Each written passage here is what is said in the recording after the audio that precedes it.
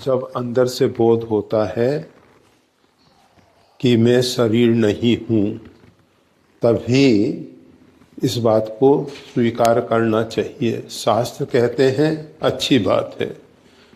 साधना में एक ऐसा समय आता है जब ये जीव शरीर से बाहर होकर अपने शरीर को अपने से भिन्न देख पाता है, उसको प्रत्यक्ष अनुभव होता है। और जब प्रत्यक्ष अनुभूति होती है तो उसके बाद ये जो शास्त्र की धारणा है, मान्यता है, कथन है, वो यथार्थ रूप में समझ में आता है। शास्त्र पढ़ने मात्र से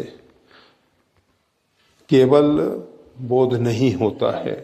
आप देखते हैं ये पुष्प है, इसके विषय में हम पुस्तकों में पढ़ लें, इसका फोटो देख लें, चित्र देख लें, परंतु जब तक ये पुष्प हमारे हाथ में नहीं है तब तक इसके विषय में हमको पूर्ण बोध नहीं होता है। इसी प्रकार से शास्त्र ग्रंथ, संत महापुरुष जो कह रहे हैं उसको अपने जीवन में अनुभव में लाने की जरूरत है। ज्ञान जब तक अनुभव का नहीं है तब तक वो वाचिक ज्ञान हमारा कल्याण नहीं कर पाएगा। शाब्दिक ज्ञान से कल्याण नहीं होता है। ज्ञान जो है आचरण में, व्यवहार में, बर्तन में होना चाहिए।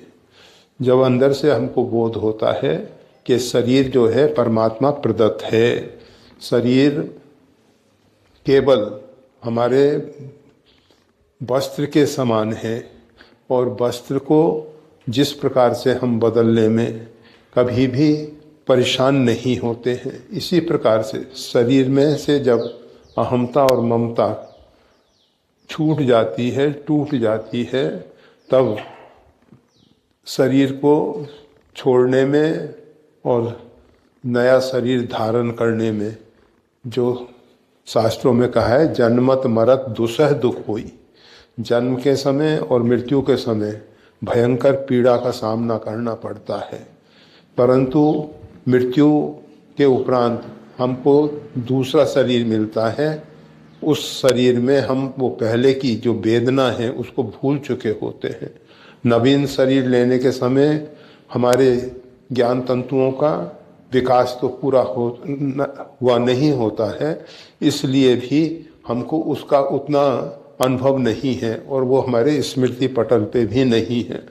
इसलिए ये बातें केवल हम सुन के मान लेते हैं कि जन्म के समय और मृत्यु के समय, परंतु जब जीव को बोध हो जाता है तो उसको प्रत्यक्ष अनुभूति होती है कि शरीर छोड़ने के समय और जन्मने के समय, मतलब माता के गर्भ से बाहर आने के लिए, वो ऐसी परिस्थितियों में, दोनों परिस्थितियों में ये किसी भी प्रकार के कष्ट का अनुभव नहीं करता है। और उस स्थिति तक प्रत्येक मानव को पहुंचना चाहिए, क्योंकि मानव शरीर में ही इस प्रकार का बोध होने की संभावना है। अन्य इतर शरीर जो हैं, 84 लाख शरीरों में ये बोध की प्राप्ति नहीं हो सकती है।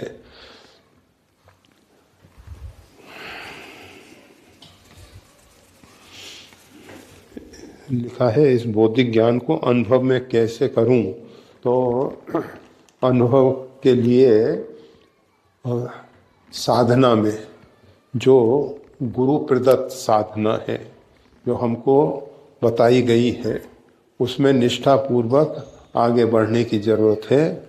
और गुरु के वचन प्रीति न जेई, सपने सुगम सिद्धि नहीं तेही।